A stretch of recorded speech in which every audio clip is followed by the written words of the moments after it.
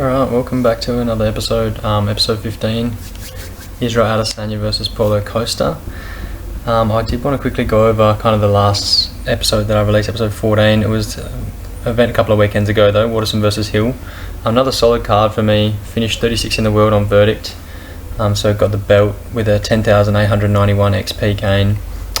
In terms of betting, we're only one leg away from the 19-1 multi. Angela Hill let us down on that split decision, but we did hit the single. Took Ed Herman, a lot of luck on our side with that one, which a lot of people have told me about. Well, there's been a lot of talk, chatter post that fight, but yeah, you need things to swing your way every now and again. My best pick of the night was probably Billy Q by knockout or Ottman in the first round. Azaitar being the underdog there, pretty ridiculous against Karma Worthy. Both of those fights played out essentially identical to my breakdown, so I was pretty happy with those. My worst pick of the night, probably Andrea Lee. Their fight went kind of how their first one did. I did score the fight for Andrea. I'm unsure whether that was just my pick bias kind of speaking. I did feel like she had the advantage on the feet, but Roxy just did enough, pretty busy style and the takedowns, and led to her getting the decision nod. To this card, I feel like this video might go for a little longer than previous ones. I've got a lot to talk about, so yeah, stick around if you're interested. We'll start at the bottom of the main card. Hakeem Duadu versus Zabara Tukagov. Hakeem's 3.04 times on verdict and the $1.98 underdog. Zabara is 1.49 times on verdict and the $1.80 favourite. Hakeem 11-1 and 1 draw as a pro. Zabara 19-4 and 1 draw as well. We'll start with Hakeem. I'm interested to see how this fight plays out. He's such a hot prospect from the get-go, and looking back through his resume, it's actually the first UFC fight he's come in as the underdog. I feel like at this stage, we've seen 5 UFC fights out of him. We know what he is. He's a really solid striker, really fast, great kickboxing and Muay Thai base. He's got 60 or just under 60 odd fights combined between those two disciplines, at a very, very good kind of record, and he's embraced the fact that guys are going to try and take him down in the octagon, and really gotten quite good at defending it. 85% takedown defense. Go have a look at that Kyle Bochniak fight again if you want to kind of look at his takedown defense. He got taken down like lots of times, taken down to knees, but just works his way back up. Really tenacious with the kind of ability to dig underhook, stuff the head, get back to the cage and work his way back up, even from bad positions. Kyle took him down in the middle of the octagon at one stage and he still managed to get back to the cage and back up. In terms of his output, also has the volume and cardio to kind of manage it over 3 rounds. He's thrown over 70 strikes in the 3rd round alone in each of his 4 UFC wins, and he mixes it up really well. He loves to be first, works the body, works the legs, and dimensions wise he's actually really long as well. He's got a 6'1" reach for a guy standing 5'8", which is actually pretty good, especially at feather.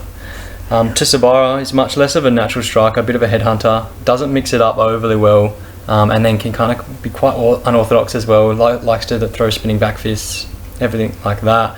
Does have power, 7 of his 19 wins by knockout, but his grappling is where he does his best work. He's a master of sports in Sambo, averaging 2.88 takedowns per 15 minutes in the octagon, and completes at 56%. And not that it matters for this matchup, but his takedown defense is 100%, which is very, very good. In terms of his submission game, he doesn't really attack subs, but pretty adept at keeping guys on the ground, that Khabib Sambo style, tucking the legs, and he does just do enough on the ground to maintain position. He doesn't really look to pass or do anything from that point of view, but he is good at keeping guys down. This matchup, really tricky to predict. Hakeem has a definite striking advantage, technique, versatility, volume, speed. But then Zabara has such a large grappling advantage as well. If he manages to secure takedowns, he's going to be pretty comfortable in cruising to a decision himself. Really, really torn. But in instances like this, I'm going to entertain the larger verdict odds and take Hakeem. I feel like Zabara looks best on the feet when he's allowed to kind of do his own thing, be quite patient, stand in the middle, meet his opponent there, and just wait until either guy can kind of get their work off, which is exactly why he looked so good against Kevin Aguilar last time out. He got the 1st round knockout in that match up, but they just kind of stared at each other for a while in the middle, a bit of a mirror match, and Tukhugov could kind of just do his own thing. Hakeem won't afford him that same space, march him down, he'll keep the pressure on, and he can do that for 3 rounds like I just talked about. And if he is doing that, I don't rate Zub's counter-striking highly enough to kind of compete and land shots of his own. Like I said, Zubaira has to be first, and he doesn't have the same kind of volume on the feet as Hakeem does. I also think game plan wise, Hakeem's going to come out, put plenty of stock into leg kicks as well, look to land 10 plus in the first frame, and in doing that could lead to a takedown for Zubaira, but it's going to really hamper Tukhugov's movement and grappling advances as the fight wears on. It's such a great technique to kind of go towards winning fights, and go towards kind of winning exchanges later on in fights when you kind of compromise a guy. The dangers, obviously, Zubaira's wrestling is pretty high level, but I'm just going to swing the other way, take this back, take the striking and pressure of Hakeem, which is kind of unusual. Usually in this kind of circumstance, I'd take the guy with more offensive grappling chops, but the way these two styles match up for mine just has me leaning Duardo a little bit. And like I said, on verdict, you are rewarded for taking the risk. Hakeem, the kind of moderately sized underdog. And in terms of method, I'm actually going to take him via decision. I think this does go the distance. I think both guys will have moments as it kind of ebbs and flows. I'd pick the prop for a split decision if there was one, but yeah, 6.38 times for the Duardo decision, not bad in terms of the verdict odds there, so that's my play. Next fight along, Ketlen Vieira versus Sijara Eubanks. Again, Ketlen's 2.65 times, underdog on verdict and $1.51. Sijara's at 1.6 times on verdict and $2.51 at the bookies. Vieira 10-1 as a pro, Sijara 6-4. Just at a glance, I feel like the betting odds here are about right, and the verdict odds are the one the one that's off, because there is a discrepancy there. Sijara, start with her. She's pretty comfortable being the underdog now. Another late notice appearance for her with Renault unable to fight Ketlen here at 253. But for mine, she hasn't shown enough since her stretch on Tough to warrant being a favourite anyway. She's pretty much always comes out as the dog. She did get a big result last time out a couple of weeks ago. She ground out Julia Avila in a fight that me and lots of other people thought that she wouldn't be able to win. But she did just kind of manage to go her route, implement that gritty grappling, ugly striking against Avila, who just showed us that she kind of struggles with that counter striking, moving backwards, and the forward pressure that Sijara's trademarked for. So that was just giving her major problems. In terms of this one, I do want to highlight that Vieira has some similar tendencies. She does get hit a lot. Defense isn't that great, and she does also allow her opponent to pressure her and initiate the clinch, kind of back her up a bit. But I feel like it's different. Avila is a striker, Vieira much more of a grappling orientated girl. And I feel like she likes to get backed up a little bit every now and again because she's so comfortable against the cage, and super skilled. She's a black belt in judo, very, very strong hips, very, very strong in the clinch, extremely skilled with her own judo throws and takedowns, and also kind of, the defensive nature of that. She boasts 92% takedown defense. Only Sarah McMahon was able to take her down once in their matchup out of her 5 UFC opponents to date. And I think if she can stop a few of the early takedowns from Eubanks, it will go a long way towards swinging this fight in her favour, not letting Eubanks kind of implement her game plan and what she always looks to do. And then if she can get this to the ground herself, which I think she can, 61% takedown defense out of Eubanks, there's definitely the potential of Ketlen getting the sub. Very dangerous grappler, also a black belt in BJJ, 4 of her 10 pro wins via submission. The kind of flag there is Eubanks is also a BJJ black belt. Obviously will have some credible defense. In terms of offense though, she just never really shows it. She was looking for subs in her last matchup, but for the most part she just prefers to hold on to her girl or hold on to her opponent, secure the takedowns and be safe with it. Never really looks for the finish overtly whilst down there. In comparison, Vieira does. On the feet, Ketlen also has some good kickboxing background as well, much more fundamental and technical with her striking than Sijara. Eubanks does make her brawling style work for the most part, but if I've got to pick the two, I'm always going to favour the more technically sound stand-up. And all in all, I think Vieira is the value play on verdict. I'll be wagering my XP on her. And yeah, as much as I want to play a submission, The safe play is via a decision, and it's still paying 3.93 times, which isn't too bad at all. Sajara's never been finished, and like I said, also got the BJJ black belt. I think she'll probably do enough to survive some of the compromising positions I hope Ketlen puts her in. And Vieira just kind of outstrikes and outgrapples to a decision win here. Alright, next fight along, Kakara France versus Brandon Royval.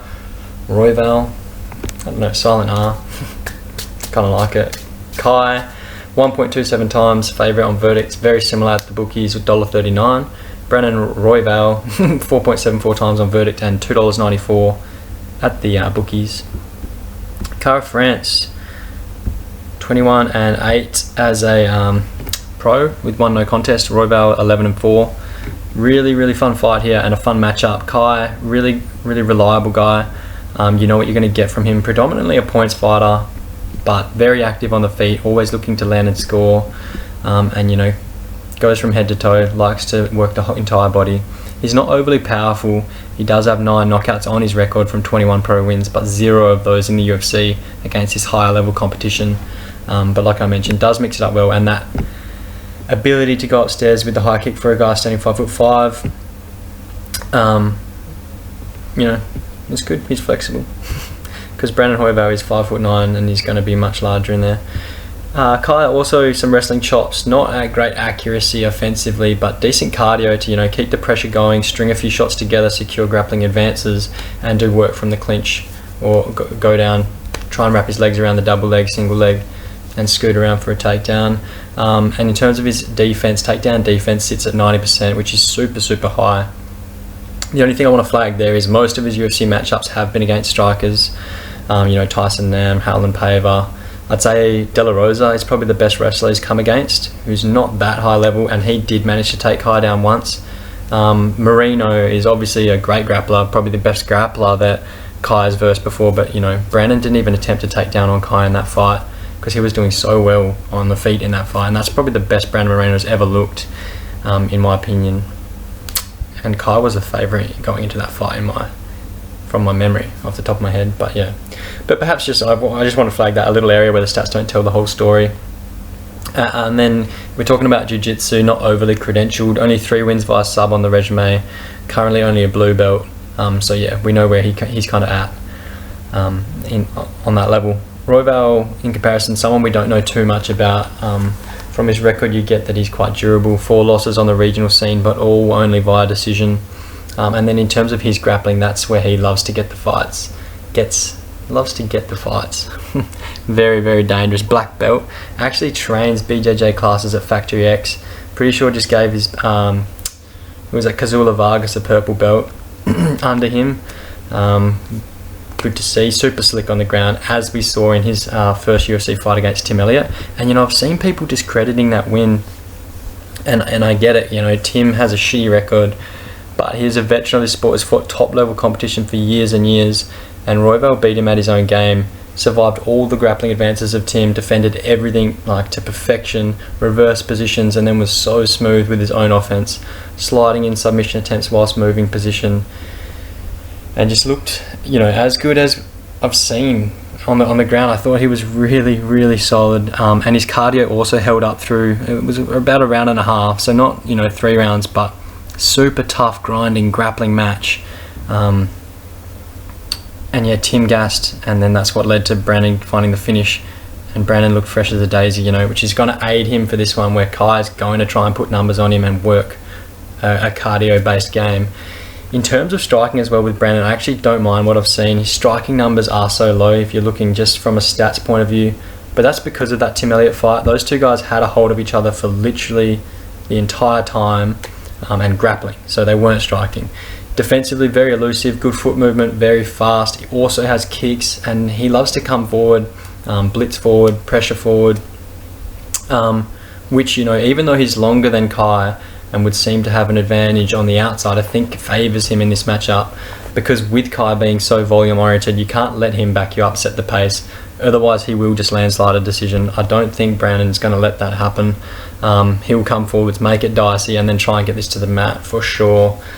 The only thing making me reluctant to call Royval as a must play such a valuable underdog is Kai's stellar takedown defense.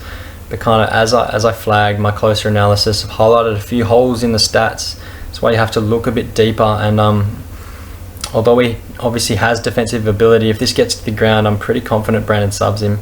I also kind of like that play because Kai so rarely finishes that Brandon is going to have a full 15 minutes to try and get this to the mat and find the sub.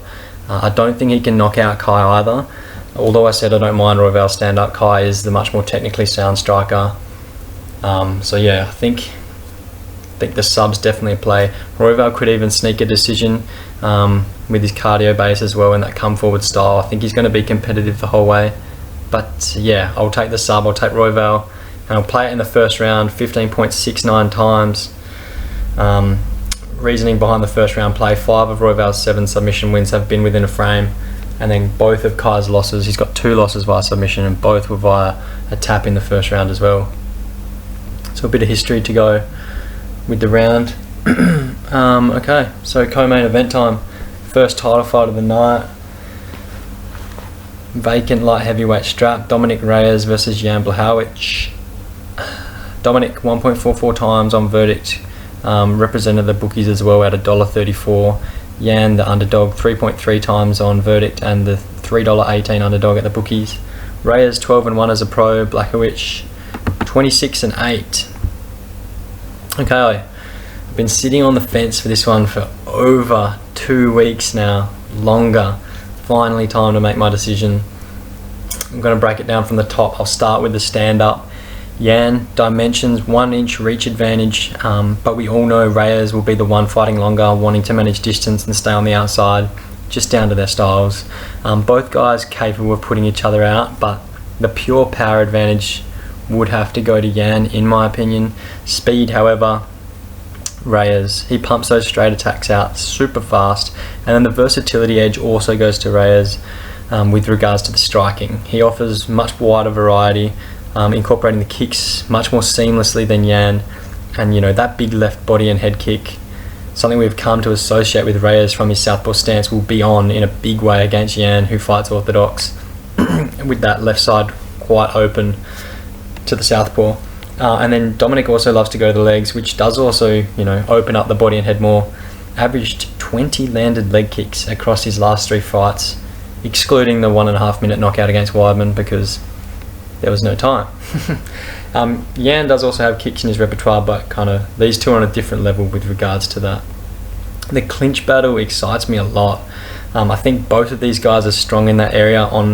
If you're just looking at it at a glance, you'd think Jan has the advantage, and you know, Jan will be the one forcing those engagements for the most part. But I know Dom likes to reverse from there and work knees in the close proximity as well. And I'm just kind of interested to see what kind of work these guys get off in that kind of phone booth range. And then the wrestling, Jan has the credential edge and the statistical edge. I do like Dom's takedown defense, 82% solid. And he does really react quickly to shots, work to dig underhooks, stuff the head, get back to the fence, the classic fundamentals, up and down the fence, kind of when he's against the fence, he's back to the fence and the guy or his opponent has their hands tied around his back, he will move up and down, try and scrape their arms off, break their grip, kind of all that basic stuff. But across a 5-rounder, it is likely that Jan's going to get this to the floor at some point. I'm just kind of highlighting that it's not going to be easy and it's not going to be without energy expenditure for sure. If it does go to the mat, Jan's going to have an edge. 9 career submissions, credentialed black belt. But in reality, he does only have 2 subs in the UFC from 14 fights. And if you look at the stats, he only averages 0.3 attempts per 15 minutes, doesn't chase it too frequently. Plus, Dom has survived ground exchanges with top-level comp before, most notably John Jones.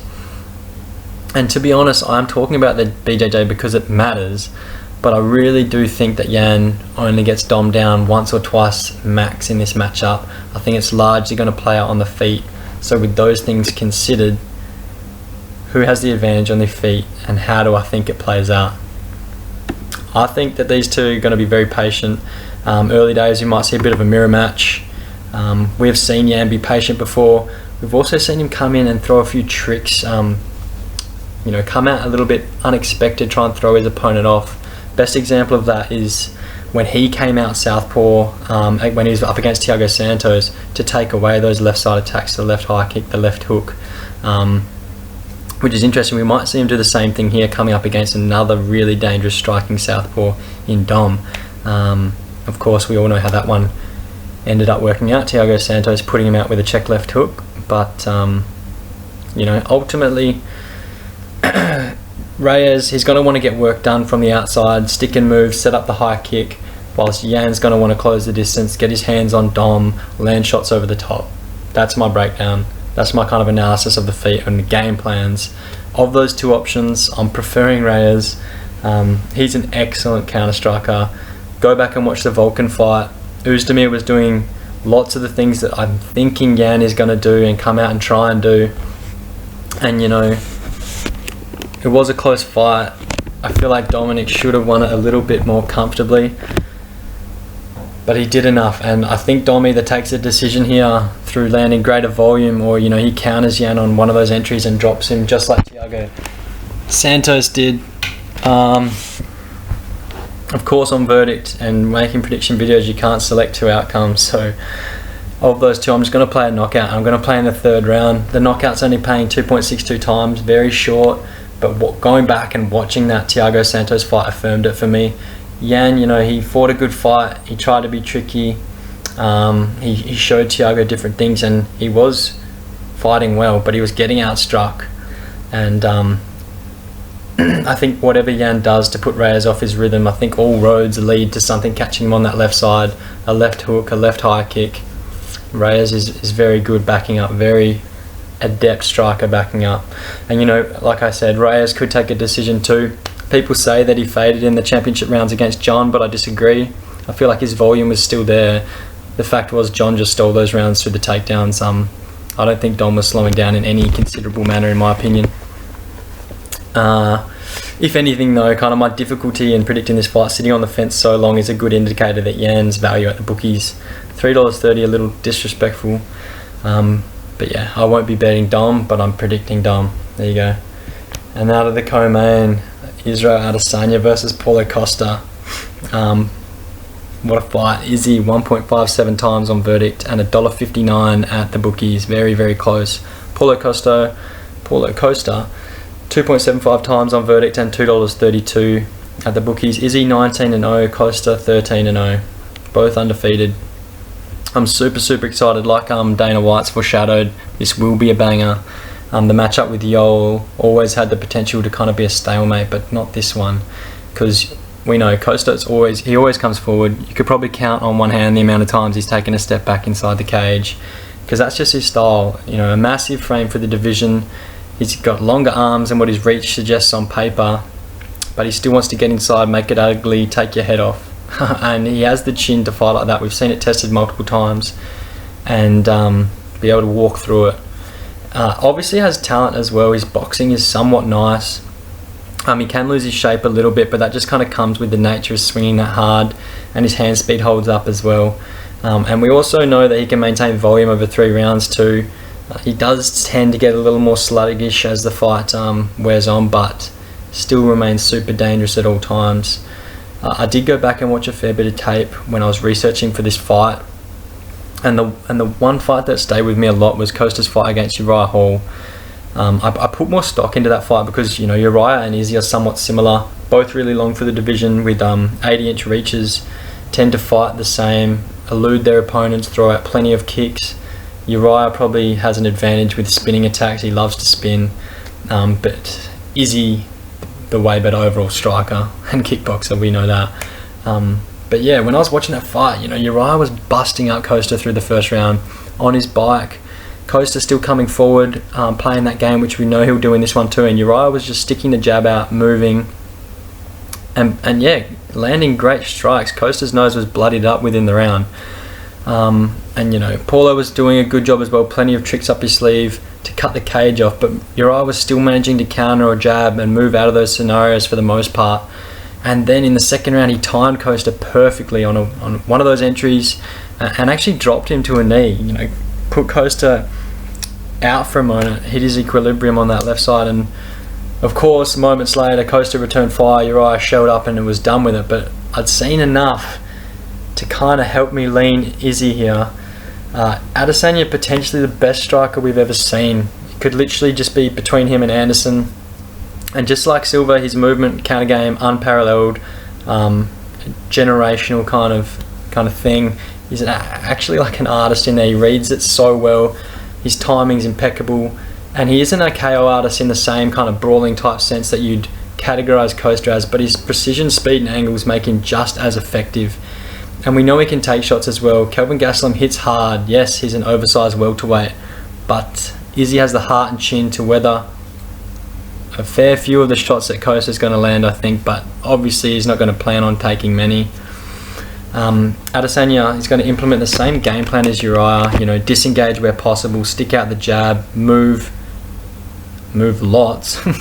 However, the difference is going to be that he's going to throw more kicks than Uriah did. Uriah went away from it a little bit, and definitely get the teep up, get the kick to the body, kind of wear on Paulo's cardio, and those body shots, straight shots, are the best way to keep distance. And he's not going to let Paulo get him against the cage and unload. Uriah Hall allowed that too many times in their fight. Izzy's IQ is unreal. He simply will not let that happen. And I can see Paulo getting worked up and really frustrated in there, in comparison to Izzy staying calm, waiting for the right moment, and read Costa off an entry to land a big counter. And I see him putting Costa out. I don't really know when it happens. I don't necessarily see it being late and off an accumulation of strikes, which is what I'm hearing people say is the only way that Izzy could ever put Costa out, in a 4th, 5th round, wearing him out. I just think Izzy catches him. I really do. I think he's too good of a striker. And, I've gone over it, and I think Paulo is a good striker as well, really good boxing. But there's levels. I'd love to come out here and say Israel Adesanya by knockout in the first round. But, banking on Izzy's IQ, banking on the measured approach, I think, Adesanya's going to want to see a round out of Paulo, get a better read on the entries, maybe pick it up towards the end of the first and then smack him with something sometime in the second. So that's my call, second round knockout in favour of Izzy. 2.19 times, one of the biggest fights of 2020, that's for sure, and I'm super keen to see how it plays out, and I hope I got the read on it. Quickly to the betting side of things. The multi-record, multi-per half annum, we're 2 wins, 12 losses for a profit of plus 40.999 units. Congratulations for coming. This week we've got a 3-legger. We've gone away from the winning formula where we've just been picking money lines, gone back to fight props just because I don't like the card that much for betting. For example, the Ketlin pick, the Dom pick, not much value there at all, I don't think, with the betting. But yeah, so 3 legs. First leg I've got Hakeem money line, taking Brandon Royval via sub or decision. I don't think he knocks Kai out like I mentioned. Royval's got 3 knockouts on his record. One was an arm injury where Jerome Rivera, who we saw last week, snapped his arm against the cage. So yeah, 2 actual knockouts. So we're getting quite an inflated price for the submission and decision, which is the only methods I believe that Royval can win this fight. So I like that leg as the underdog. And then I got the Izzy knockout as well. Obviously could go points. Obviously Paulo could win, but I think Izzy's too good of a striker to let Paulo walk him down the whole time and not smack him with a massive counter. So those 3 legs combined at $20 to 71 or $20.71 to 1 unit on that. Good luck if you follow. Single plays at the moment, the record stands 3 wins, 6 losses for only a minor loss of 0.12 units. Looking to get that in the green. I've got nothing for you guys right now though. I might upload something into the comments, might upload something onto Instagram. Put in the description below kind of all my socials and my verdict account. If you follow my socials there, you might catch the single play there. I might post it if I come up with something. But yeah, at the moment I just wanted to get this video out and see how we go. Cheers for listening if you stayed this long. I don't think I'll release a video next week. It's Holly Holm vs Irene Aldana. So yeah, I think I might give it a miss and come back after that. But until then guys, catch up.